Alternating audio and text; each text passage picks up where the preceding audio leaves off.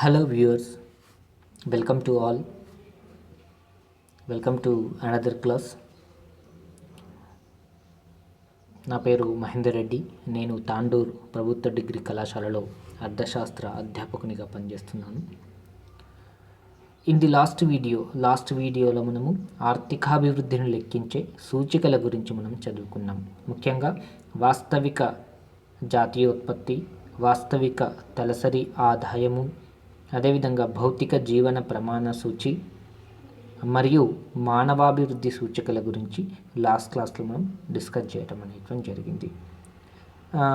ఈరోజు ఆర్థికాభివృద్ధిని అంచనా వేయడానికి ఇంకా ఇతర సూచికలను కూడా ఉపయోగించటం జరుగుతుంది. ఆ సూచికలు ఏంటి అనేది ఈరోజు క్లాస్లో మనం డిస్కస్ చేద్దాం. అభివృద్ధిని అంచనా వేయడానికి అనేక రకాలైనటువంటి సూచికలను, కొలమానాలను ఉపయోగించటం జరుగుతుంది. కొన్ని సూచికల గురించి, కొన్ని కొలమానాల గురించి ప్రీవియస్ సెషన్లో మనం డిస్కస్ చేయటం అనేటువంటిది జరిగింది. ఏంటి అవి అంటే, నెంబర్ 1 వాస్తవిక స్థూల జాతీయోత్పత్తి, రియల్ నేషనల్ ఇన్కమ్ లేదా నిజ స్థూల జాతీయోత్పత్తి అని కూడా పిలుస్తారు. 2 వాస్తవిక తలసరి ఆదాయము, రియల్ పర్ క్యాపిటల్ ఇన్కమ్. అన్ని సూచికలలోకెల్లా ఉత్తమమైనటువంటి సూచిక, చాలామంది ఆర్థికవేత్తలు కూడా అభివృద్ధిని అంచనా వేయడానికి ఈ సూచికను ఉపయోగించాలని తెలియచేయటం అనేటువంటిది జరిగింది. అదేవిధంగా 3వది భౌతిక జీవన ప్రమాణ సూచి, physical quality of life index, PQLI. అంటే వాస్తవానికి ఏంటి అంటే, సమాన ఆదాయ స్థాయి కలిగినటువంటి ఆయా దేశాలను మనం పరిగణలోనికి తీసుకున్నప్పుడు కొన్ని దేశాల యొక్క ఆదాయ స్థాయి ఎక్కువగా ఉన్నప్పటికీ ఆ దేశాలలో అనేక రకాలైనటువంటి ఆర్థిక సాంఘిక సమస్యలు ఉన్నాయి. అంటే ఆదాయం ఎక్కువగా ఉన్నప్పటికీ ఆ దేశాలలో అధిక జనాభా ఉంది, నిరక్షరాస్యత ఉంది, పేదరికం ఉంది, నిరుద్యోగిత ఉంది, అదేవిధంగా సమాజంలో అసమానతలు అనేటువంటివి ఎక్కువగా ఉన్నాయి. మరి అలాంటప్పుడు అభివృద్ధిని అంచనా వేసేటప్పుడు కేవలం ఆదాయాన్ని మాత్రమే పరిగణలోనికి తీసుకోకూడదు. కాబట్టి అభివృద్ధిని అంచనా వేసేటప్పుడు ఆదాయంతో పాటు ప్రజల యొక్క జీవన ప్రమాణ స్థాయిలను ప్రభావితం చేసే అంశాలను ఆధారంగా చేసుకొని అభివృద్ధిని అంచనా వేసినట్లయితే నిజమైనటువంటి ఆర్థిక అభివృద్ధిని మనం లెక్కించవచ్చు అని చాలామంది ఆర్థికవేత్తలు భావించటం జరిగింది. అందులో భాగంగా వచ్చినటువంటి సూచికనే భౌతిక జీవన ప్రమాణ సూచి అని చెప్తున్నాం. అదేవిధంగా ఇటీవల కాలంలో దాదాపు అన్ని దేశాలు కూడా జాతీయ ఆదాయానికి బదులుగా దేనిని అభివృద్ధికి కొలమానంగా ఉపయోగిస్తున్నారు అంటే మానవాభివృద్ధి సూచికను అభివృద్ధికి కొలమానంగా ఉపయోగిస్తున్నారు. ఎందుకంటే ఒక దేశానికి నిజమైనటువంటి సంపద ఆ దేశంలో ఉన్నటువంటి ప్రజలు. కాబట్టి వారి యొక్క నైపుణ్యాన్ని, వారి యొక్క సామర్థ్యాన్ని పెంచడం ద్వారా మానవ వనరుల అభివృద్ధిని మనం సాధించవచ్చు. కాబట్టి మనిషి యొక్క ఉత్పాదకత అనేటువంటిది అతని యొక్క శక్తి సామర్థ్యం పైన ఆధారపడి ఉంటుంది. అతని యొక్క శక్తి సామర్థ్యాలు అనేటువంటివి వారికి అందుబాటులో ఉన్నటువంటి విద్యా అవకాశాలపైన, శిక్షణ కార్యక్రమాలపైన ఆధారపడి ఉంటుంది. కాబట్టి ప్రజలకు అవసరమైనటువంటి శిక్షణ కార్యక్రమాలను, విద్యా సౌకర్యాలను పెంపొందించడం ద్వారా మానవ వనరుల నైపుణ్యాన్ని మనం సాధించవచ్చు. తద్వారా అధికోత్పత్తిని, అభివృద్ధిని మనం సాధించవచ్చు. కాబట్టి 1990 నుంచి ప్రపంచంలో ఉన్నటువంటి అనేక దేశాలు కూడా అభివృద్ధిని అంచనా వేయడానికి ఈ మానవాభివృద్ధి సూచికను కొలమానంగా తీసుకోవటం అనేటువంటిది జరుగుతుంది అని చెప్తున్నాం. నెక్స్ట్ మనం ఈరోజు క్లాస్లో మనం డిస్కస్ చేసేటివి 5th వన్ లింగ సంబంధిత అభివృద్ధి సూచి, gender related development index, GDI. Next లింగ సాధికారిత కొలమానము, GEM, జెండర్ ఎంపవర్మెంట్ మెజర్. అదేవిధంగా 7వది మానవ పేదరిక సూచి 1, 2 ఉన్నాయి, HPI-1 human poverty index 1. 8th one human poverty index 2, మానవ పేదరిక సూచి 2. అదేవిధంగా నెక్స్ట్ వన్ 9th వన్ సాంకేతిక పరిజ్ఞానంలో కూడా అభివృద్ధిని అంచనా వేయడానికి ఒక సూచిని ఆధారంగా తీసుకోవటం అనేటువంటిది జరుగుతుంది. దానినే సాంకేతిక సాధన సూచి, టెక్నాలజీ అచీవ్మెంట్ ఇండెక్స్ అని పిలవటం జరుగుతుంది. వీటి గురించి మనము ఈరోజు క్లాస్లో 1 by 1 మనం డిస్కస్ చేద్దాం. ఎస్ 1990వ సంవత్సరం నుంచి ఈ ఐక్యరాజ్య సమితికి చెందినటువంటి యుఎన్డిపి వాళ్ళు, యునైటెడ్ నేషన్స్ డెవలప్మెంట్ ప్రోగ్రాం వారు ఈ మానవాభివృద్ధి సూచికతో పాటు ఇతర అనేక సూచికలను కూడా అంచనా వేయటం అనేటువంటిది జరుగుతుంది. అంటే హెచ్డిఆర్ రిపోర్టులో కేవలం హెచ్డిఐనే మాత్రమే కాకుండా ఇతర అనేక సూచికలను కూడా అంచనా వేయటం అనేటువంటిది జరుగుతుంది. అందులో నెంబర్ 1 ఆల్రెడీ మనం లాస్ట్ క్లాస్లో డిస్కస్ చేసాం, మానవాభివృద్ధి సూచిక 1990లో దీనిని మొదటిసారిగా ప్రచురించడం అనేటువంటిది జరిగింది. నెక్స్ట్ 1 లింగ సంబంధిత అభివృద్ధి సూచి. లింగ సంబంధిత అభివృద్ధి సూచి ముఖ్యంగా 1995వ సంవత్సరం నుంచి హ్యూమన్ డెవలప్మెంట్ రిపోర్ట్లో భాగంగా ఈ యుఎన్డిపి వారు దీనిని కూడా ప్రత్యేకంగా లెక్కించటం అనేటువంటిది జరుగుతుంది. 1995 నుంచి హెచ్డిఆర్లో భాగంగానే యుఎన్డిపి వాళ్ళు దీన్ని లెక్కించటం అనేటువంటిది జరుగుతుంది. ఈ జీడిఐలో కూడా లింగ సంబంధిత అభివృద్ధి సూచిలో కూడా 3 అంశాలు ఉంటాయి. మానవాభివృద్ధి సూచికలో 3 అంశాలు ఉన్నాయి కదా. మానవాభివృద్ధి సూచికలో ఏ అంశాలైతే ఉన్నాయో ఆ అంశాలని ఆధారంగా చేసుకొని లింగ సంబంధిత అభివృద్ధి సూచిని నిర్మించటం అనేటువంటిది జరుగుతుంది. కాబట్టి ఈ లింగ సంబంధిత అభివృద్ధి సూచిలో ప్రధానంగా 3 అంశాలు ఉంటాయి. ఒకటి ప్రజల ఆయుర్దాయము, లైఫ్ ఎక్స్పెక్టెన్సీ ఎట్ బర్త్. అదేవిధంగా విద్యాభివృద్ధి సూచి, ఎడ్యుకేషనల్ అటైన్మెంట్ ఇండెక్స్. అదేవిధంగా తలసరి ఆదాయ సూచి, స్టాండర్డ్ ఆఫ్ లివింగ్ ఇండెక్స్. కాబట్టి మానవాభివృద్ధి సూచికలో ఏ అంశాలైతే ఉన్నాయో ఆ అంశాలను ఆధారంగా చేసుకుని లింగ సంబంధిత అభివృద్ధి సూచిని నిర్మించటం అనేటువంటిది జరిగింది. కానీ ఇక్కడ హెచ్డిఐకి జీడిఐకి తేడా ఏంటి అంటే ఈ జీడిఐలో మాత్రము స్త్రీలకు సంబంధించిన విషయాలను మాత్రమే పరిగణలోనికి తీసుకుంటారు. కాబట్టి రెండింటి మధ్య తేడా అనేటువంటిది ఉంది. అక్కడేమో దేశంలో ఉన్నటువంటి స్త్రీ పురుషులకు సంబంధించినటువంటి ఈ 3 అంశాలకు సంబంధించిన వివరాలను సేకరించి హెచ్డిఐ విలువను నిర్మించడం జరిగింది. కానీ ఇక్కడేంటి, స్త్రీలకు సంబంధించినటువంటి విషయాలను మాత్రమే పరిగణలోనికి తీసుకొని ఈ లింగ సంబంధిత అభివృద్ధి సూచిని నిర్మించటం అనేటువంటిది జరుగుతుంది అని చెప్తున్నాం. కాబట్టి ఒక దేశం లోపల ఈ లింగ సంబంధిత అసమానతలు అనేటువంటివి ఒకవేళ లేకపోయినట్లయితే ఈ జీడిఐ విలువ కావచ్చు, హెచ్డిఐ విలువలు కావచ్చు ఇంచుమించు సమానంగా ఉండడానికి అవకాశం అనేటువంటిది ఉంటుంది. అంటే ఏ దేశంలో అయితే స్త్రీ పురుషుల మధ్య అసమానతలు అనేటువంటివి తక్కువగా ఉంటాయో, లేదంటే స్త్రీ పురుషుల మధ్య అసమానతలు అనేటువంటివి పెద్దగా ఉండవో అటువంటి దేశాలలో ఈ జీడిఐ విలువ కావచ్చు, హెచ్డిఐ విలువ కావచ్చు ఒకే విధంగా ఉండడానికి అవకాశం అనేటువంటిది ఉంటుంది.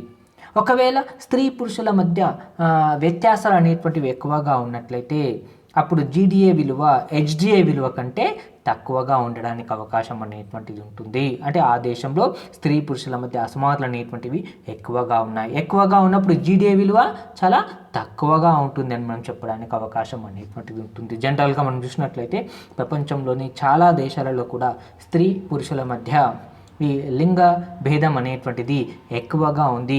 ఈ ఇద్దరికి సంబంధించినటువంటి అనేక విషయాలలో అసమానతలు అనేటువంటివి ఎక్కువగా ఉన్నాయి. కాబట్టి జీడిఐ విలువ కావచ్చు, హెచ్డిఐ విలువలు కావచ్చు చాలా డిఫరెంట్గా ఉన్నాయని మనం చెప్పడానికి అవకాశం అనేటువంటిది ఉంటుంది. కాబట్టి జీడిఐ విలువ, హెచ్డిఐ విలువ మధ్య వ్యత్యాసం ఎక్కువగా ఉంటే ఆ దేశంలో లింగ వివక్ష ఎక్కువగా ఉన్నట్లు మనం గుర్తించవచ్చు. ఒకవేళ జీడిఐ విలువ, హెచ్డిఐ విలువల మధ్య వ్యత్యాసం తక్కువగా ఉన్నట్లయితే ఆ దేశంలో లింగ వివక్ష అనేటువంటిది తక్కువగా ఉన్నట్లు మనం గుర్తించవచ్చు. ఇట్లా కాబట్టి మనం చూసినట్లయితే స్త్రీలకు సంబంధించినటువంటి విషయాలను మాత్రమే ఇక్కడ పరిగణలోనికి తీసుకొని లింగ సంబంధిత అభివృద్ధి సూచిని అంచనా వేయటం అనేటువంటిది జరుగుతుంది అని చెప్తున్నాం. ముఖ్యంగా మనం చూసినట్లయితే గతంలో జరిగినటువంటి ఈ ర్యాంకింగ్స్ని మనం పరిగణలోకి తీసుకున్నట్లయితే ఐస్లాండ్ ఈ జీడిఐలో ప్రథమ స్థానంలో ఉన్నటువంటి దేశాలు ఏంటి అంటే ఐస్లాండ్ కావచ్చు, ఆస్ట్రేలియా కావచ్చు, నార్వే కావచ్చు, కెనడా కావచ్చు, స్వీడన్ లాంటి దేశాలలో ఈ స్త్రీ వివక్ష అనేటువంటిది తక్కువగా ఉంది. కాబట్టి ఆ దేశాలలో హెచ్డిఐ విలువ అనేటువంటిది ఎక్కువగా ఉన్నట్లు మనం చెప్పడానికి అవకాశం అనేటువంటిది ఉంది. కానీ మనలాంటి అభివృద్ధి చెందుతున్నటువంటి దేశాలలో స్త్రీ పురుషుల మధ్య అసమానతలు అనేటువంటివి ఎక్కువగా ఉన్నాయి కాబట్టి జీడిఏ విలువ హెచ్డిఏ విలువ కంటే తక్కువగా ఉన్నట్లు మనం చెప్పడానికి అవకాశం ఉంటుంది. కాబట్టి తక్కువ ఉంటే లింగభేదం ఎక్కువ ఉన్నట్లు, అంటే అసమానతలు ఎక్కువగా ఉన్నట్లు. ఒకవేళ ఎక్కువ ఉంటే అసమానతలు తక్కువ ఉన్నట్లుగా మనం భావించడం అనేటువంటిది జరుగుతుంది. కాబట్టి సాధారణంగా మనలాంటి దేశాలలో లింగభేదం అనేటువంటిది ఎక్కువగా ఉంది కాబట్టి హెచ్డిఏ విలువ కంటే జీడిఏ విలువ అనేటువంటిది తక్కువగా ఉంది అని మనము చెప్పడానికి అవకాశం అనేటువంటిది ఉంది. ముఖ్యంగా అభివృద్ధి చెందినటువంటి ఐస్లాండ్, ఆస్ట్రేలియా, నార్వే ఇటువంటి దేశాలలో ఈ స్త్రీ పురుషుల మధ్య అసమానతలు చాలా తక్కువగా ఉన్నాయి కాబట్టి ఆయా దేశాల యొక్క విలువ అనేటువంటిది ఎక్కువగా ఉన్నట్లు మనం చెప్పడానికి అవకాశం అనేటువంటిది ఉంటుంది. కాబట్టి జీడిఐకి హెచ్డిఐకి మధ్య తేడా ఏమిటి అంటే హెచ్డిఐలో ఉన్నటువంటి అంశాలే జీడిఐలో ఉంటాయి. కాకపోతే ఇక్కడ స్త్రీలకు సంబంధించినటువంటి విషయాలను మాత్రమే జీడిఐలో ప్రత్యేకంగా లెక్కించడం అనేటువంటి జరుగుతుంది. తద్వారా స్త్రీ పురుషుల మధ్య అసమానతలను అంచనా వేయడానికి అవకాశం అనేటువంటిది ఏర్పడింది అని చెప్పవచ్చు. అదేవిధంగా నెక్స్ట్ వన్ లింగ సాధికారిత కొలామానము. లింగ సాధికారిత కొలామానము, జెండర్ ఎంపవర్మెంట్ మెజర్. కాబట్టి ఒక కుటుంబంలో ఒక స్త్రీ ఎడ్యుకేట్ అయితే భవిష్యత్ తరాలు మొత్తం కూడా బాగుపడుతున్నాయి. కాబట్టి స్త్రీ విద్యను ప్రోత్సహించడం కోసం, స్త్రీ సాధికారితను సాధించడం కోసం ముఖ్యంగా మనలాంటి దేశాలు అనేక కార్యక్రమాలను చేపడుతున్నాయి. ముఖ్యంగా పరిపాలనాపరమైనటువంటి విషయాలలో కావచ్చు, రాజకీయపరమైనటువంటి విషయాలలో కావచ్చు, వారి యొక్క భాగస్వామ్యాన్ని పెంచడం కోసం అనేక కార్యక్రమాలను కూడా చేయటం అనేటువంటి జరుగుతుంది. ముఖ్యంగా రాజకీయాలలో మనం చూసినట్లయితే స్త్రీలకి 33% రిజర్వేషన్ను కూడా ప్రత్యేకంగా కల్పించడానికి ప్రయత్నం చేయటం అనేటువంటి లోకల్ బాడీస్లో జరుగుతుంది అని చెప్పవచ్చు. జెండర్ ఎంపవర్మెంట్ మెజర్, లింగ సాధికారిత కొలామానము. ఇక్కడ మానవాభివృద్ధి సూచిక కావచ్చు, లింగ సంబంధిత అభివృద్ధి సూచిక కావచ్చు, పరిపాలన సంబంధించినటువంటి రాజకీయ పరమైనటువంటి విషయాలకు సంబంధించి స్త్రీలు పార్టిసిపేషన్ ఏ విధంగా ఉందనే అంశాన్ని ఈ రెండు సూచికలు కూడా ఎక్కడ కూడా తెలియచేయటం అనేటువంటిది జరగలేదు. కాబట్టి ఈ లింగ సాధికారత కొలామానంలో ఏం చేస్తారంటే ముఖ్యంగా స్త్రీలు రాజకీయపరమైనటువంటి అంశాలలో కావచ్చు, పరిపాలనాపరమైనటువంటి అంశాలలో కావచ్చు, వాళ్ళ యొక్క పాత్ర ఏ విధంగా ఉంది, వాళ్ళు ఏ మేరకు ఈ రాజకీయపరమైనటువంటి కార్యక్రమాలలో, పరిపాలనాపరమైనటువంటి కార్యక్రమాలలో ఏ మేరకు వాళ్ళు పాలు పంచుకుంటున్నారు అనే విషయాన్ని తెలుసుకోవడం కోసం కూడా ప్రత్యేకంగా ఒక సూచిని నిర్మించటం అనేటువంటి జరిగింది అని చెప్తున్నాం. ఈ సూచిని కూడా 1995 నుంచే హెచ్డిఆర్ రిపోర్ట్లో భాగంగా ప్రచురించడం అనేటువంటి జరుగుతుంది. ఫర్ ఎగ్జాంపుల్ ఏం చెప్తున్నాం, పార్లమెంట్లో స్త్రీ సభ్యుల యొక్క శాతం ఎంత ఉంది, లేదంటే రాష్ట్ర శాసనసభలో స్త్రీ సభ్యుల యొక్క శాతం ఎంత ఉంది. ఇట్లా పరిపాలనాపరమైనటువంటి విషయాలలో, అంటే రాజకీయ రంగానికి సంబంధించినటువంటి విషయాల్లో స్త్రీలు ఎంత మేరకు పాలు పంచుకుంటున్నారు అనే విషయాన్ని తెలుసుకోవడం కోసం కూడా ఈ ఐక్యరాజ్య సమితి అభివృద్ధి సంస్థ వాళ్ళు హెచ్డిఆర్ రిపోర్ట్లో భాగంగా ఈ జీఈఎంని కూడా ప్రచురించడం అనేటువంటిది జరుగుతుంది అని చెప్తున్నాం. మరి ఈ జీఈఎంలో కూడా లింగ సాధికారిత కొలమానంలో కూడా ప్రధానంగా 3 అంశాలు ఉంటాయి. ఈ 3 అంశాలను ఆధారంగా చేసుకొని ఈ లింగ సాధికారిత కొలమానాన్ని నిర్మించటం అనేటువంటి జరిగింది. ఏంటి అంటే ఆర్థిక భాగస్వామ్యం, ముఖ్యంగా ఆర్థిక పరమైనటువంటి విషయాలలో వారి యొక్క భాగస్వామ్యం అనేటువంటిది ఏ విధంగా ఉంది, ఆర్థిక పరమైనటువంటి విషయాలలో వాళ్ళు నిర్ణయాలను ఏ విధంగా తీసుకుంటున్నారు అనే అంశాలను ఇక్కడ పరిగణలోనికి తీసుకోవటం జరుగుతుంది. అదేవిధంగా రాజకీయపరమైనటువంటి అంశాలలో వారి యొక్క భాగస్వామ్యం ఏ విధంగా ఉంది, ఈ రాజకీయపరమైనటువంటి విషయాలలో కూడా వాళ్ళు ఎంత మేరకు నిర్ణయాలను తీసుకుంటున్నారు.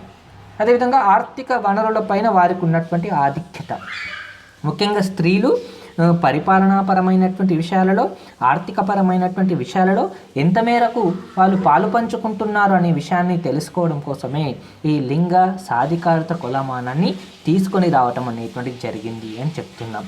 కాబట్టి ఆర్థిక భాగస్వామ్యము, దాని నిర్ణయాలు, రాజకీయ భాగస్వామ్యము మరియు నిర్ణయాలను తీసుకోవడంలో వారి యొక్క పాత్ర, అదేవిధంగా ఆర్థిక వనరులపైన వారి యొక్క ఆధిక్యత, ఈ 3 అంశాలను పరిగణలోనికి తీసుకొని జెమ్ని నిర్మించడం అనేటువంటిది జరిగింది అని చెప్తున్నాం. ముఖ్యంగా అభివృద్ధి చెందినటువంటి దేశాలలో మనం చూసినట్లయితే ఈ రాజకీయపరమైనటువంటి విషయాలలో కావచ్చు, పరిపాలనాపరమైనటువంటి విషయాలలో కావచ్చు, ఆర్థిక పరమైనటువంటి విషయాలలో కావచ్చు స్త్రీలు పాలు పంచుకోవడానికి అనేక రకాలైనటువంటి అవకాశాలను వారికి కల్పించడం అనేటువంటిది జరిగింది అని చెప్తున్నాం. ముఖ్యంగా నార్వే కావచ్చు, స్వీడన్ కావచ్చు, డెన్మార్క్ కావచ్చు, ఇటువంటి దేశాలలో స్త్రీలు రాజకీయపరమైనటువంటి కార్యక్రమాలలో, పరిపాలనాపరమైనటువంటి కార్యక్రమాలలో ఉత్సాహవంతంగా పాలు పంచుకోవడానికి అనేక రకాలైనటువంటి అవకాశాలను వాళ్ళు కల్పించటం అనేటువంటి జరిగింది. కాబట్టి ఆ దేశాలలో ఈ పరిపాలనపరమైనటువంటి అంశాలలో, ఆర్థికపరమైనటువంటి అంశాలలో స్త్రీలకు స్వేచ్ఛ ఉంది కాబట్టి వారి యొక్క పార్టిసిపేషన్ అనేటువంటి చాలా ఎక్కువగా ఉంది అని మనం చెప్పవచ్చు. కానీ మనలాంటి దేశాలలో మనం చూసినట్లయితే ప్రభుత్వాలు ఈ దిశగా ప్రయత్నం చేయవలసినటువంటి అవసరం అనేటువంటిది చాలా ఎక్కువగా ఉంది అని చెప్పవచ్చు. ముఖ్యంగా మనం చూసినట్లయితే స్వతంత్రం వచ్చిన తొలినాళ్ళలో మనం చూసినట్లయితే భారతదేశంలో 1952లో సాధారణ ఎన్నికలు జరిగినప్పుడు లోకసభలో స్త్రీల యొక్క భాగస్వామ్యం కేవలం 4.4% మాత్రమే ఉంది. అదే 2004లో మనం చూసినట్లయితే 8.16%కి పెరిగింది. 2019లో మనం చూసినట్లయితే ఓవరాల్గా మనం చూసినట్లయితే 14.39%కి పెరిగింది. కానీ ఇంకా పెరగవలసినటువంటి అవసరం అనేటువంటి చాలా ఎక్కువగా ఉంది అని చెప్పవచ్చు. అఫ్కోర్స్ 2004కి 2019కి మధ్య మనం చూసినట్లయితే ఈ రాజకీయపరమైనటువంటి అంశాలు, ముఖ్యంగా లోకసభలో స్త్రీల యొక్క భాగస్వామ్యం అనేటువంటిది బాగా పెరిగింది అని చెప్పవచ్చు. కాకపోతే ఇక్కడ ప్రభుత్వాలు చెప్తున్నాయి స్త్రీల కోసం ప్రత్యేకమైనటువంటి చట్టాలను తెస్తున్నాయి, 33% రిజర్వేషన్ అని చెప్తున్నాయి, కానీ చట్టరూపం అనేటువంటిది దాల్చటం లేదు. ఆ విధంగా ప్రయత్నం చేయవలసినటువంటి అవసరం చాలా ఎక్కువగా ఉంది. ముఖ్యంగా లోకల్ బాడీస్లో కూడా మనం చూసినట్లయితే స్త్రీలకు 50% అవకాశాలు ఇస్తున్నాయి, కానీ ఆ దిశగా ఇంకా ప్రయత్నం చేయవలసినటువంటి అవసరం అనేటువంటి చాలా ఎక్కువగా ఉంది అని చెప్పవచ్చు. కాబట్టి రాజకీయపరమైనటువంటి అంశాలలో, అదేవిధంగా ఆర్థికపరమైనటువంటి అంశాలలో స్త్రీల యొక్క పాత్ర ఏ విధంగా ఉంది అని తెలుసుకోవడానికే ఈ లింగ సాధికారత కొలమానాన్ని తీసుకొని రావటం అనేటువంటి జరిగింది అని చెప్తున్నాం. కాబట్టి ఐక్యరాజ్య సమితి అభివృద్ధి సంస్థ వాళ్ళు ఈ HDR రిపోర్ట్లో భాగంగానే ఈ GDI రిపోర్ట్ని, GEM రిపోర్ట్ని కూడా ప్రత్యేకంగా ప్రచురించటం అనేటువంటిది జరుగుతుంది అని చెప్పవచ్చు. అదేవిధంగా మానవ పేదరిక సూచి 1, మొదటి మానవ పేదరిక సూచి హ్యూమన్ పవర్టీ ఇండెక్స్ 1 ముఖ్యంగా పేదరికాన్ని అభివృద్ధి చెందుతున్నటువంటి దేశాలలో ఈ పేదరికాన్ని అంచనా వేయడం కోసం కూడా ప్రత్యేకంగా ఒక సూచీని కూడా నిర్మించటం అనేటువంటిది జరిగింది అని చెప్తున్నాం. అందులో ఫస్ట్ వన్ ఏమని చెప్తున్నాం, మానవ పేదరిక సూచి 1 హ్యూమన్ పవర్టీ ఇండెక్స్ 1. దీనిని ఎప్పటి నుంచి ప్రచురిస్తున్నారు, ఎప్పుడు ప్రవేశపెట్టారంటే 1997వ సంవత్సరంలో ఈ మానవ పేదరిక సూచిని ప్రవేశపెట్టడం అనేటువంటిది జరిగింది అని చెప్తున్నాం. ముఖ్యంగా అభివృద్ధి చెందుతున్నటువంటి దేశాలలో పేదరికాన్ని అంచనా వేయడానికి ఈ సూచిని ఉపయోగించటం అనేటువంటిది జరుగుతుంది అని చెప్తున్నాం. ఇందులో కూడా HDIలో సాధారణంగా ఏ అంశాలైతే ఉన్నాయో అటువంటి అంశాలని పరిగణలోనికి తీసుకొని ఈ HPI సూచికను నిర్మించటం అనేటువంటిది జరుగుతుంది. కాబట్టి HPI 1 సూచికలో కూడా ప్రధానంగా 3 అంశాలు ఉంటాయి. నంబర్ 1, 40 సంవత్సరాలకు ముందు చనిపోయే వారి యొక్క శాతం. 40 సంవత్సరాల కంటే ముందు చనిపోయే వారి యొక్క శాతాన్ని పరిగణలోనికి తీసుకుంటారు. అదేవిధంగా వయోజన అక్షరాస్యత రేటును పరిగణలోనికి తీసుకుంటారు. అదేవిధంగా ప్రజల యొక్క జీవన ప్రమాణ స్థాయిని కూడా పరిగణలోనికి తీసుకోవటం అనేటువంటిది జరుగుతుంది. కాబట్టి ఈ 3 అంశాలను ఆధారంగా చేసుకొని మానవ పేదరిక సూచీని నిర్మించటం అనేటువంటిది జరిగింది. మరి ఇక్కడ జీవన ప్రమాణ స్థాయిని అంచనా వేయడానికి ప్రధానంగా కొన్ని అంశాలను పరిగణలోనికి తీసుకోవటం అనేటువంటి జరిగింది. అంటే ప్రజల యొక్క జీవన ప్రమాణ స్థాయిని 3 అంశాలలో లెక్కించటం అనేటువంటి జరిగింది. ఒకటి, మెరుగైనటువంటి వైద్య సదుపాయాలు. ఇక్కడ ప్రజల యొక్క జీవన ప్రమాణ స్థాయి అనేక అంశాలపైన ఆధారపడి ఉంటుంది. వారు తీసుకునే వాళ్ళ యొక్క కనీస వినియోగ వ్యయం పైన ఆధారపడి ఉంటుంది. వారు తీసుకునే ఆహారం పైన ఆధారపడి ఉంటుంది. క్యాలరీస్ రూపంలో వారు తీసుకునే ఆహారం పైన ఆధారపడి ఉంటుంది. అందుబాటులో ఉన్నటువంటి ఉద్యోగ అవకాశాలపైన ఆధారపడి ఉంటుంది. పనిచేసే పని గంటలపైన ఆధారపడి ఉంటుంది. వారికి లభించే విశ్రాంతి పైన ఆధారపడి ఉంటుంది. ఇట్లా జీవన ప్రమాణ స్థాయిని అనేక అంశాలు ప్రభావితం చేస్తాయి. ఇక్కడ జీవన ప్రమాణ స్థాయి దేనిపైన ఆధారపడి ఉంటుందంటే మనం తలసరి ఆదాయం పైన ఆధారపడి ఉంటుంది అని చెప్తాం. తలసరి ఆదాయం పెరిగితే వినియోగ వ్యయం పెరుగుతుంది, వినియోగ వ్యయం పెరిగితే ప్రజల యొక్క జీవన ప్రమాణ స్థాయి పెరుగుతుంది. ఇక్కడ జీవన ప్రమాణ స్థాయిలో పెరుగుదల దేనికి సూచిక అంటే అభివృద్ధికి ప్రధానమైనటువంటి సూచిక అని చెప్తాం. మరి ఇక్కడ జీవన ప్రమాణ స్థాయిని అంచనా వేయడానికి ప్రధానంగా కొన్ని అంశాలను పరిగణలోనికి తీసుకోవటం అనేటువంటిది జరిగింది. ఒకటి, మెరుగైన వైద్య సదుపాయాలు, అంటే ఆ ఆర్థిక వ్యవస్థలో అందుబాటులో ఉన్నటువంటి వైద్య సదుపాయాలను, ఆరోగ్య సదుపాయాలను పరిగణలోనికి తీసుకోవటం జరుగుతుంది. అదేవిధంగా వారికి అందుబాటులో ఉన్నటువంటి సురక్షిత మంచినీటి సదుపాయాలను కూడా పరిగణలోనికి తీసుకోవటం అనేటువంటిది జరుగుతుంది. అదేవిధంగా 5 సంవత్సరాల లోపు తక్కువ బరువు కలిగినటువంటి పిల్లల యొక్క పర్సంటేజ్ని కూడా పరిగణలోనికి తీసుకోవటం జరుగుతుంది. కానీ ఇక్కడ జీవన ప్రమాణాన్ని అంచనా వేయడానికి 3 అంశాలను కూడా పరిగణలోనికి తీసుకున్నారు. మెరుగైన వైద్య సదుపాయాలు, కాబట్టి ప్రభుత్వాలు వైద్య ఆరోగ్య సదుపాయాలను పెంచడానికి ప్రయత్నం చేస్తున్నాయి. కానీ ఆ దిశగా ఇంకా ప్రయత్నం చేయవలసిన అవసరం చాలా ఎక్కువ ఉందని ఈ కోవిడ్-19 మనకు రుజువు చేస్తుంది. దీనివల్ల మనం నేర్చుకోవాల్సింది ఏంటి? దేశంలో ఉన్నటువంటి జనాభాకు సరిపడినంత వైద్య సదుపాయాలు లేదు, ఆరోగ్య సదుపాయాలు లేవు. ముఖ్యంగా ప్రభుత్వ రంగంలో వైద్య ఆరోగ్య సౌకర్యాల యొక్క కొరత చాలా ఎక్కువగా ఉంది. కాబట్టి రేషియో ఉంటుంది, ఎంతమంది డాక్టర్స్కి ఎంతమంది ప్రజలు ఉండాలి అనేది ఒక రేషియో ఉంటుంది. ఆ రేషియో ప్రకారము ఈ వైద్య ఆరోగ్య సదుపాయాలను మెరుగుపరచవలసినటువంటి అవసరం చాలా ఎక్కువగా ఉందని మనం చెప్పవచ్చు. సురక్షిత మంచినీరు, 5 సంవత్సరాల లోపు తక్కువ బరువు కలిగినటువంటి పిల్లల శాతం, ఈ 3 అంశాలను పరిగణలోనికి తీసుకుని మొదటి మానవ పేదరిక సూచిని నిర్మించటం అనేటువంటిది జరుగుతుంది అని చెప్తున్నాం. అదేవిధంగా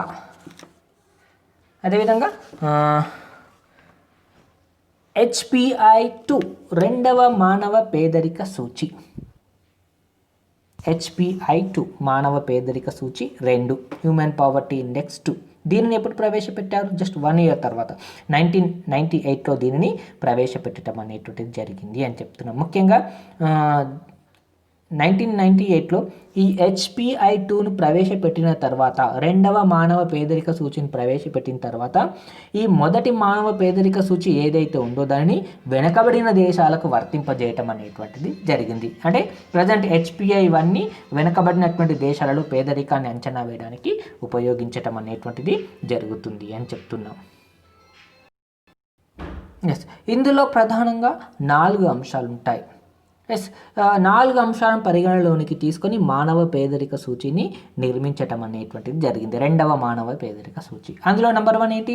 60 సంవత్సరాల లోపు చనిపోయే వారి శాతం. ఇంతకుముందు HPI-1లో చూస్తే 40 years తీసుకున్నారు. ఇక్కడేంటి? 60 సంవత్సరాల లోపు చనిపోయే వారి యొక్క పర్సంటేజ్ని పరిగణలోనికి తీసుకోవటం జరిగింది. అదేవిధంగా B, వయోజనులు, విధుల రీత్యా నిరక్షరాస్యత, ముఖ్యంగా ఫంక్షనల్ ఇల్లిటరేట్ అడల్ట్స్, విధుల రీత్యా నిరక్షరాస్యులను పరిగణలోనికి తీసుకోవటం జరుగుతుంది అడల్ట్స్లో. అదేవిధంగా దేశ సగటు ఆదాయం కంటే 50% తక్కువ ఆదాయం కలిగినటువంటి వారిని పరిగణలోనికి తీసుకోవటం జరుగుతుంది.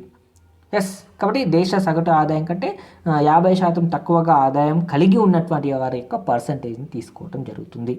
అదేవిధంగా సంవత్సరం మొత్తం మీద నిరుద్యోగుల యొక్క శాతాన్ని కూడా పరిగణలోనికి తీసుకోవటం జరుగుతుంది. అంటే సంవత్సరం పొడుగునా ఎలాంటి ఉపాధి అవకాశాలు లేకుండా ఖాళీగా ఉన్న వారి యొక్క పర్సంటేజ్ని కూడా పరిగణలోనికి తీసుకొని రెండవ మానవ పేదరిక సూచిని నిర్మించడం అనేటువంటి జరిగింది. కాబట్టి మన భారతదేశంలో HDIలో మధ్యస్థాయి కలిగినప్పటికీ, ముఖ్యంగా మనం చూస్తే మన భారతదేశం HDIలో మధ్యస్థాయిలో ఉంది, HPIలో మాత్రం పూర్తిగా వెనకబడి ఉంది అని మనం చెప్పవచ్చు. వాస్తవానికి మనం చూస్తే HDIలో మానవాభివృద్ధి సూచికలో మనం మధ్యస్థాయిలో ఉన్నప్పటికీ ఈ మానవ పేదరిక సూచిలో మాత్రము బాగా వెనకబడి ఉన్నామని మనం చెప్పవచ్చు.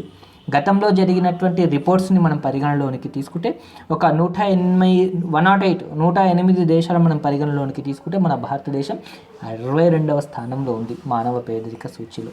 కాబట్టి దీన్ని బట్టి మనము బాగా వెనకబడి ఉన్నామని మనము సులభంగా చెప్పడానికి అవకాశం అనేటువంటిది ఉంటుంది. అదేవిధంగా నెక్స్ట్ ఉన్నటువంటిది టెక్నాలజీ అచీవ్మెంట్ ఇండెక్స్, సాంకేతిక సాధన సూచి. ఇక్కడ ముఖ్యంగా సాంకేతిక పరిజ్ఞానంలో కూడా అభివృద్ధిని అంచనా వేయడానికి ప్రత్యేకంగా ఒక సూచీని కూడా నిర్మించడం అనేటువంటిది జరుగుతుంది. దానినే సాంకేతిక సాధన సూచి TAI టెక్నాలజీ అచీవ్మెంట్ ఇండెక్స్ అని మనం పిలవటం జరుగుతుంది. ముఖ్యంగా దీన్ని 2001వ సంవత్సరంలో ప్రవేశపెట్టడం అనేటువంటిది జరిగింది అని చెప్తున్నాం. కాబట్టి ఎందుకు దేశ ఆర్థిక అభివృద్ధిలో సాంకేతిక పరిజ్ఞానం కూడా కీలకమైనటువంటి పాత్రను పోషిస్తుంది. అంటే దేశ ఆర్థిక అభివృద్ధిని పరోక్షంగా ప్రభావితం చేసే అంశాలలో ప్రధానమైనటువంటిది సాంకేతిక పరిజ్ఞానము. కాబట్టి మనకందరికి తెలిసిందే, వనరులు పరిమితంగా ఉంటాయి, బహుళ ప్రయోజనాలను కలిగి ఉంటాయి. కాబట్టి పరిమితంగా ఉన్న వనరులను సమర్థవంతంగా వినియోగించుకొని అధికోత్పత్తిని సాధించాలంటే మనకు సాంకేతిక పరిజ్ఞానం కావాలి.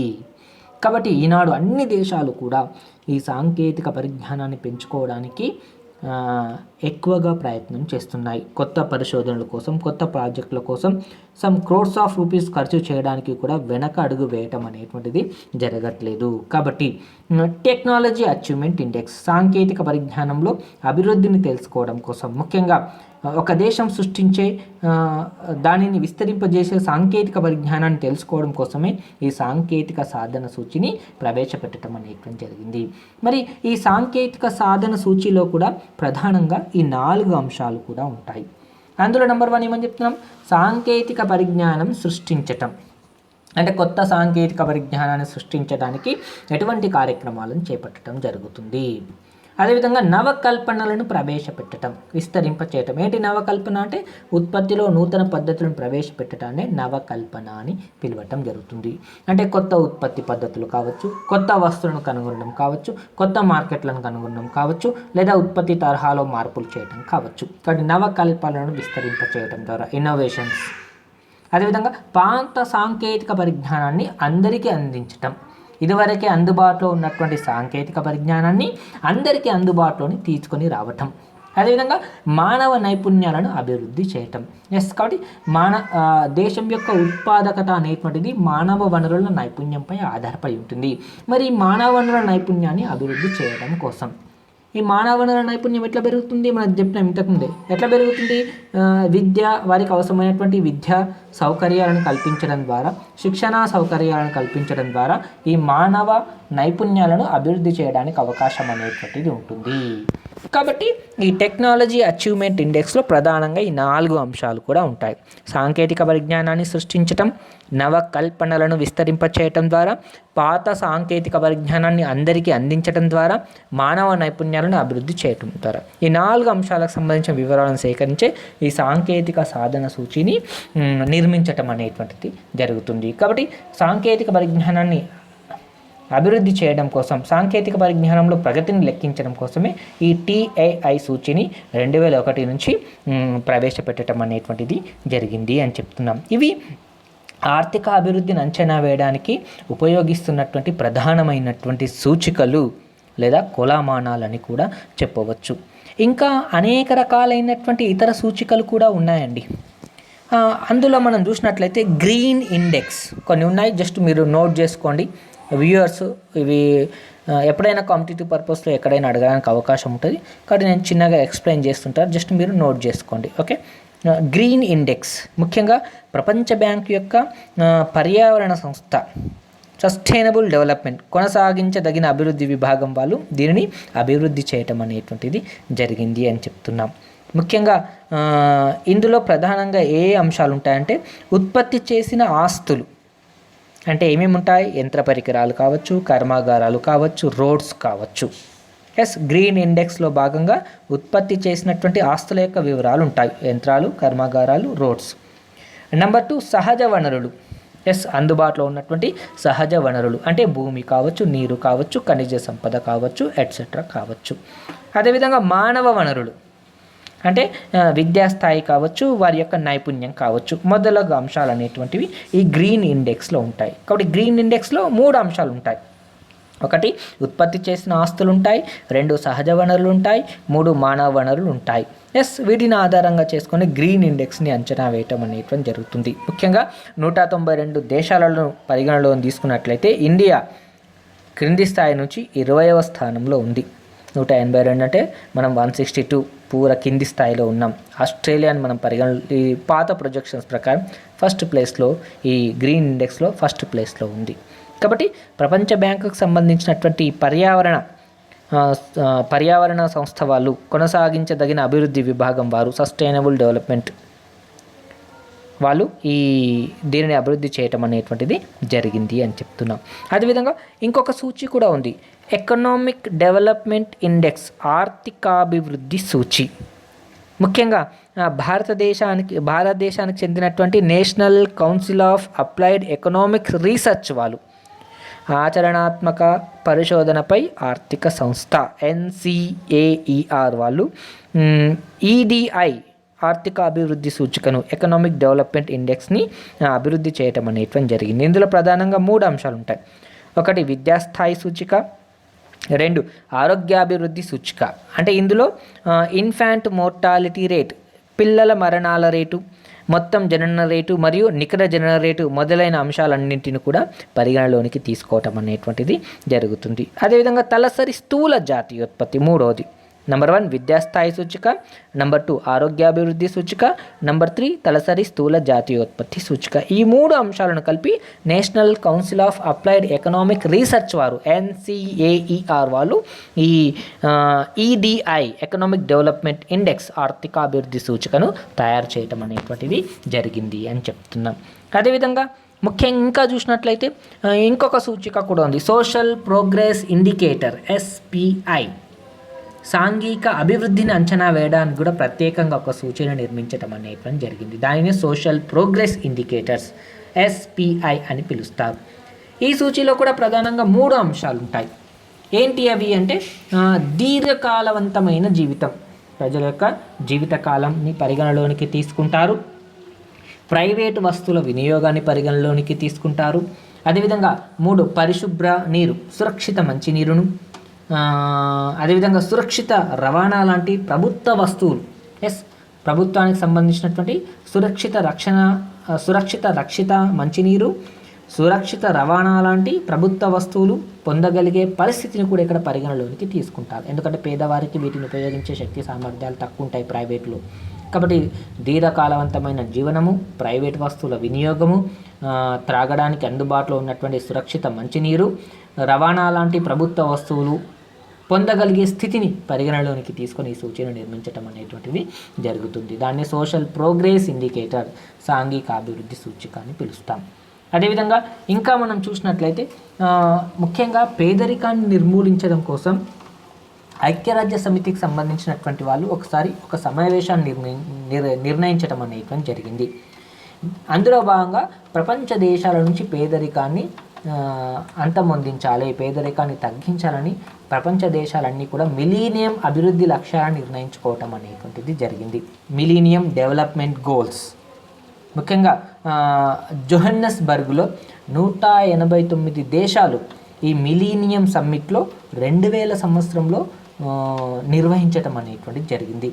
ముఖ్యంగా 1990ని బెంచ్ మార్క్గా తీసుకొని 2015 నాటికి 2015 నాటికి కొన్ని లక్ష్యాలను సాధించాలని చెప్పేసి ఈ మిలీనియం డెవలప్మెంట్ గోల్స్ పైన, డిక్లరేషన్ పైన ఆయా దేశాలు సంతకాలు చేయటం అనేటువంటిది జరిగింది. ఏంటి ఆ లక్ష్యాలు అంటే 8 లక్ష్యాలు నిర్ణయించుకోవడం జరిగింది. ఏంటి ఆ లక్ష్యాలు అంటే పేదరికం, ఆకలిని తగ్గింపు చేయటం. ప్రపంచ దేశాల నుంచి పేదరికాన్ని తగ్గించటం. కాబట్టి పేదరికాన్ని తగ్గించటం, ఆకలి కేకలను తగ్గించటం ఇది ఒక ప్రధానమైనటువంటి లక్ష్యం. 2 సార్వత్రిక ప్రాథమిక విద్యను అందించటం, అందరికీ సార్వత్రిక ప్రాథమిక విద్యను అందించటం. నెక్స్ట్ 1 లింగ సమానత ప్రోత్సహించటం, లింగ సమానత్వాన్ని సాధించటం, స్త్రీ పురుషుల మధ్య లింగ సమానత్వాన్ని సాధించాలి, అందుకు అవసరమైనటువంటి అవకాశాలను పెంపొందించాలి. శిశు మరణాల రేటును తగ్గించటం, ముఖ్యంగా వైద్య ఆరోగ్య సదుపాయాలను పెంచడం ద్వారా దీనిని మనం సాధించడానికి అవకాశం ఉంటుంది. తల్లి ఆరోగ్య సంరక్షణను మెరుగుపరచటం. కాబట్టి శిశువు తల్లి యొక్క ఆరోగ్యాన్ని మెరుగుపరచడం, అందుకు అవసరమైనటువంటి సౌకర్యాలను కల్పించటం. పర్యావరణ పరిరక్షణ, గ్లోబల్ పార్ట్నర్షిప్ని మెరుగుపరచటం, ప్రసూతి మరణాల రేటును తగ్గించటం. ఇట్లా 8 లక్ష్యాలను పరిగణనలోనికి తీసుకొని మిలీనియం అభివృద్ధి లక్ష్యాలను గా నిర్ణయించుకోవటం అనేటువంటిది జరిగింది అని చెప్తున్నాం. ఇది ఏమని చెప్తున్నాం, millennium development goals MDG. So దీనిలో ప్రధానంగా దేనికి ప్రాముఖ్యతనిచ్చారంటే ఆకలి కేకలను తగ్గించడం, పేదరికాన్ని నిర్మూలించడానికి ఇందులో ఎక్కువ ప్రాముఖ్యతనివ్వటం అనేటువంటిది జరిగింది అని చెప్తున్నాం. అదేవిధంగా వరల్డ్ డెవలప్మెంట్ రిపోర్ట్ కూడా ఉంది, WDR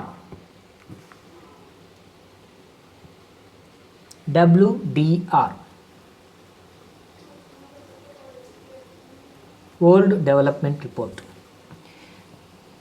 దీన్ని ఎవరు ప్రచురిస్తారంటే వరల్డ్ బ్యాంక్ వాళ్ళు, ప్రపంచ బ్యాంకు వారు దీనిని ప్రచురించటం అనేటువంటిది జరుగుతుంది. వరల్డ్ డెవలప్మెంట్ రిపోర్ట్ని ప్రపంచ బ్యాంకు వాళ్ళు ప్రచురించటం అనేటువంటిది జరుగుతుంది. ముఖ్యంగా ప్రపంచ బ్యాంకు వారి WDR వరల్డ్ డెవలప్మెంట్ రిపోర్ట్ 2007 ప్రకారం భారత ఆర్థిక వ్యవస్థ ప్రపంచ ఆర్థిక వ్యవస్థలో 10వ స్థానంలో ఉంది. మొదటి 10 స్థానాలు మనం పరిగణలోనికి తీసుకున్నట్లయితే USA, Japan, Germany, UK, China, France, Italy, Spain, Canada ఇటువంటి దేశాలు మొదటి 9 స్థానాలలో ఉంటే మన భారతదేశం 10వ స్థానంలో ఉంది. పర్చేసింగ్ పవర్ పారిటీ 2004 ప్రకారం కొనుగోలు శక్తి సామర్థ్యాన్ని ఆధారంగా భారత్కు 4వ స్థానంలో ఇవ్వటం అనేటువంటిది జరిగింది అని చెప్తున్నాం. దీంట్లో పర్చేసింగ్ పవర్ పారిటీలు మనం చూస్తే ఎంత ఉంది, వాస్తవానికి మనం చూస్తుంటే అమెరికన్ డాలర్లో $720, ఇది పాత ప్రొజెక్షన్స్, పాత అంచనాల ప్రకారం మనం చెప్పవచ్చు. ఇట్లా అభివృద్ధిని అంచనా వేయడం కోసం అనేక రకాలైనటువంటి సూచికలు, కొలమానాలను ఉపయోగించడం జరుగుతుంది. అందులో ప్రధానమైనటువంటివి 1 వాస్తవిక జాతీయ ఆదాయము, 2 వాస్తవిక తలసరి ఆదాయము, 3 భౌతిక జీవన ప్రమాణ సూచి, 4 మానవాభివృద్ధి సూచిక. ఈ 4 కూడా ప్రధానమైనటువంటి సూచికలుగా మనం చెప్పవచ్చు. చాలా కాంపిటేటివ్ ఎగ్జామ్స్లో కూడా ఈ 4 సూచికల గురించి అనేక సందర్భాల్లో క్వశ్చన్స్ అడగటం అనేటువంటిది జరిగింది అని చెప్తున్నాం. కాబట్టి ఈ సూచికలు మనం ప్రధానంగా ఎటువంటి క్వశ్చన్స్ అడుగుతాడు, ఇందులో ప్రధానమైనటువంటి అంశాలను మనం పరిగణలోకి తీసుకున్నట్లయితే PQLI అనే భావనను అభివృద్ధి చేసిన ఆర్థికవేత్త మోరిస్ 1979లో దీన్ని రూపొందించాడు. HDI రూపశిల్పి ఎవరు, మెహబూబ్ ఉల్ హక్. అదేవిధంగా ఓకే, ఇట్లా కాంపిటేటివ్ HDIలో ఉన్నటువంటి అంశాలు ఏంటి, PQLIలో ఉన్నటువంటి అంశాలు ఏమిటి, ఇటువంటి అంశాలను కాంపిటేటివ్ పర్పస్లో ఎగ్జామినర్ అడగడానికి అవకాశం ఉంటుంది. వాటి యొక్క వాల్యూస్ అడుగుతాడు. చాలా సందర్భాలు HDI విలువ ఎంత ఉంది అడుగుతాడు. ఒక్కొక్కసారి ఎగ్జామినర్ కన్ఫ్యూజ్ చేయడానికి HDIలో మన భారతదేశం మరి అధిక స్థాయిలో ఉందా, లేదా మధ్య స్థాయిలో ఉందా, లేదా తక్కువ స్థాయిలో ఉందా అని అడుగుతాడు. అప్పుడు మనకి మెజర్స్ తెలవాలి, దాటి యొక్క రేంజ్ తెలవాలి. ఏ రేంజ్ వరకు ఉంటే ఎక్కువ స్థాయి, ఏ రేంజ్లో ఉంటే మధ్య స్థాయి, ఏ రేంజ్లో ఉంటే తక్కువ స్థాయి అనేది మనకు HDI విలువలు తెలిస్తే మనకు సరిపోతుంది. కాబట్టి కాంపిటేటివ్ ఎగ్జామ్స్ కోసం చదువుకునేటప్పుడు ఎగ్జామినర్స్ కన్ఫ్యూజ్ చేయడానికి దాని యొక్క వాల్యూస్ని బేస్ చేసుకొని కూడా క్వశ్చన్స్ ఫ్రేమ్ చేయడానికి అవకాశం ఉంటుంది. కాబట్టి ఒకసారి చదువుకునేటప్పుడు అన్నింటినీ జాగ్రత్తగా మనం చదువుకుంటే ఈ ఏరియా నుంచి ఎగ్జామినర్ ఏ విధంగా క్వశ్చన్స్ అడిగినా సులభంగా మనం చేయడానికి అవకాశం అనేటువంటిది ఉంటుంది. ముఖ్యంగా ఈ ఇండియన్ ఎకానమీ అనేటువంటిది కాంపిటేటివ్ పర్పస్ చాలా ఇంపార్టెంట్. కాబట్టి ఖచ్చితంగా ఈ ఏరియా నుంచి ఎగ్జామినర్స్ క్వశ్చన్స్ మ్యాక్సిమం అడగడానికి అవకాశం అనేటువంటిది ఉంటుంది. సో ఈ ఏరియా నుంచి కొన్ని కాంపిటేటివ్ ఎగ్జామ్స్లో క్వశ్చన్స్ అడిగాడు. ఫర్ ఎగ్జాంపుల్ చూడండి, ఇక్కడ కింద ఒకసారి 2004లో జరిగినటువంటి JL ఎగ్జామ్లో అడిగాడు క్వశ్చన్. భౌతిక జీవన ప్రమాణ సూచికను 3 అంశాల ఆధారంగా నిర్మించటం జరిగింది. కింద ఆప్షన్స్ ఇచ్చాడు. జన్మ నుంచి సంభావనీయత జీవితకాలము, శిశు మరణాల రేటు మరియు ఆదాయము. అదేవిధంగా జన్మ నుంచి సంభావనీయ జీవితకాలము, శిశు మరణాల రేటు మరియు అక్షరాస్యత రేటు. అదేవిధంగా జన్మ నుంచి సంభావనీయత జీవితకాలము, శిశు మరణాల రేటు మరియు పోషణ. అదేవిధంగా జన్మ నుంచి సంభావనీయ జీవితకాలము, పోషణ మరియు అక్షరాస్యత రేటు. మనకు తెలుసు భౌతిక జీవన ప్రమాణ సూచిలో 3 అంశాలు ఉంటాయి. 1 ప్రజల జీవితకాలం ఉంటుంది, 2 శిశు మరణాల రేటు ఉంటుంది, 3 అక్షరాస్యత రేటు ఉంటుంది. అప్పుడు మన ఆప్షన్ ఏమవుతుంది, 2వ ఆప్షన్ అనేటువంటిది కరెక్ట్ అవుతుంది. కాబట్టి ఎగ్జామ్స్లో ఖచ్చితంగా నువ్వు ఏ కాంపిటేటివ్ ఎగ్జామ్ తీసుకున్నా ఇక్కడ ఈ ఏరియా నుంచి ఎగ్జామినర్ క్వశ్చన్స్ అడగడానికి అవకాశం అనేటువంటిది ఉంటుంది. కాబట్టి జాగ్రత్తగా చదువుకుంటే ఎగ్జామినర్ ఏ విధంగా అడిగినా మనం సులభంగా ఈజీగా క్వశ్చన్స్కి ఆన్సర్ రాయడానికి అవకాశం అనేటువంటిది ఉంటుంది.